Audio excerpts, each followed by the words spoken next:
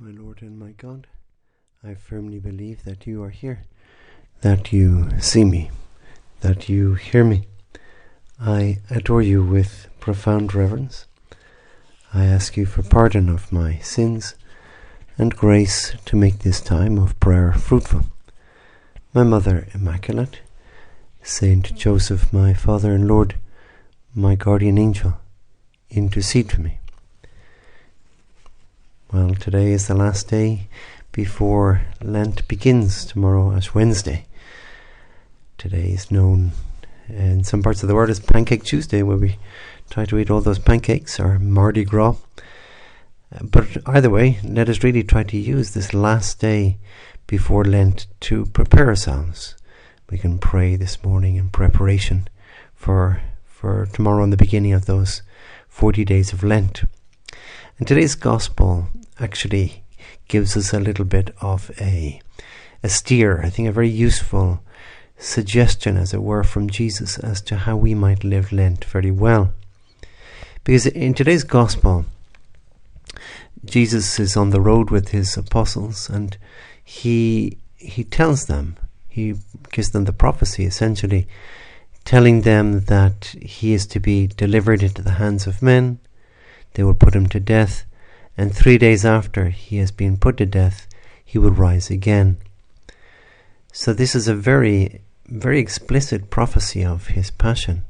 We're told the apostles didn't understand what Jesus was saying and were afraid to ask him. How did they react to this prophecy?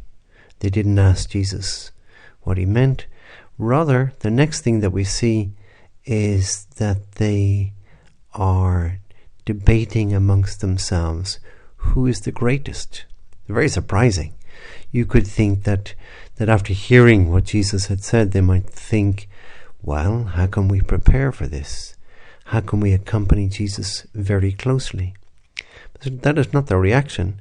Rather, their reaction is, well, who is the greatest? Now, when our Lord realizes what they are doing, our Lord's reaction is very patient. He doesn't give out to them too strongly. He simply tells them that if anyone wants to be first, he must make himself last of all and servant of all. So where they are thinking of status, Jesus is thinking of service. Now, of course, this is not just the 12 apostles who are afflicted by the desire for status, to be recognized, to be preferred over others, to be super popular, and have hundreds and hundreds of friends, perhaps on Facebook or wherever, and followers, or on Instagram.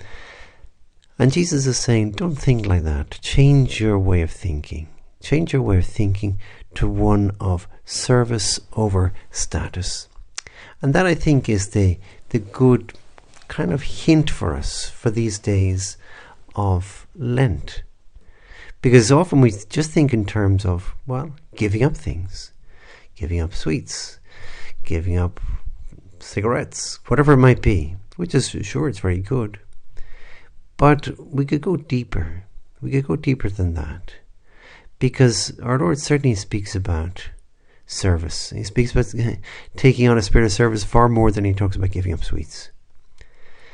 And we could say, well, maybe, Lord, you are asking me for a greater spirit of service. And that's very practical things with the people who are around me on a day-to-day basis.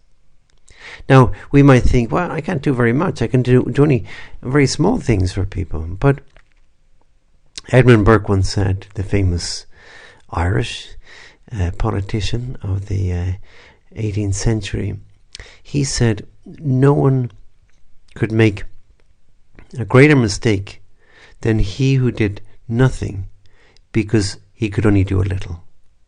It's a very, very wise reflection.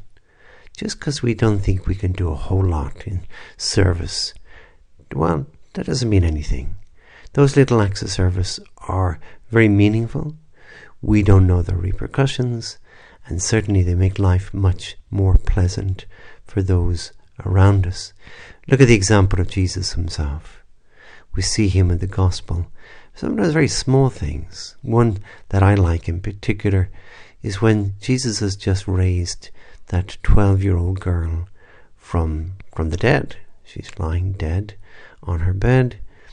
Jesus goes in with some of his apostles and the parents, and he takes the little girl by the hand. He says, Talitha Kumi, little girl, arise. She wakes up. You can imagine her eyes popping open and looking around, and everybody, well, is of course delighted, especially her own parents, delighted. And you can imagine them bursting out, singing and chanting and Alleluia and everything. But what does Jesus say? He says, give her something to eat. This dying business is hungry business. And the poor girl hasn't eaten for days, and now she's perfectly healthy, and she is starving. But kind of nobody thinks, not even the parents think of that. But Jesus, because he has this wonderful spirit of service, give her something to eat.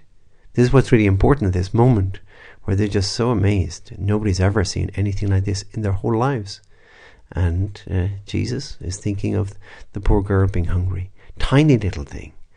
Important, well, it's important to the girl who's so hungry. And there's a nice example of spirit of service. Jesus gives us a very explicit example in the Last Supper, described by St. John, if you remember, that as they begin the Last Supper, Jesus arose, he took off his garments, girded himself with a towel, and began to wash the feet of the disciples one by one. Now, remember, Peter is horrified, but Jesus insists. And then afterwards, Jesus says, well, do you understand what I've done for you? If I'm your Lord and Master, and I've done this, how much more you should do this for one another. And of course, Jesus, you're not just speaking to the 12 apostles, you are speaking to me. And you're speaking to me, especially as we prepare this time of Lent, and thinking, well, what could I do? Small things, they'll always be fairly small, but to be a more service to people, looking out like Jesus does for that hungry girl. He kind of thinks about these things. With the spirit of service, he spots these things. And then, of course, very explicitly with the washing of feet, a very humble task. That apparently was the task just for the lowest of the slaves, in fact, would be washing feet. Other people's feet. We wash our own normally, but washing other people's feet was really a very low task. And Jesus does this, showing that there's nothing too low for us to do to serve others. There's also one last little thing, which is a lovely little detail. Remember, when Jesus is leaving Jericho, he meets Bartimaeus, the blind beggar, who'd been shouting out, "Jesus, have mercy on me! Jesus, Son of David, have mercy on me!" And Jesus calls him over, and then Jesus very politely says, "What would you like me to do for you?"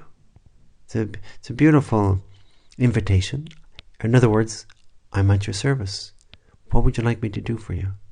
And I was kind of thinking, well, that could be a good motto for Lent.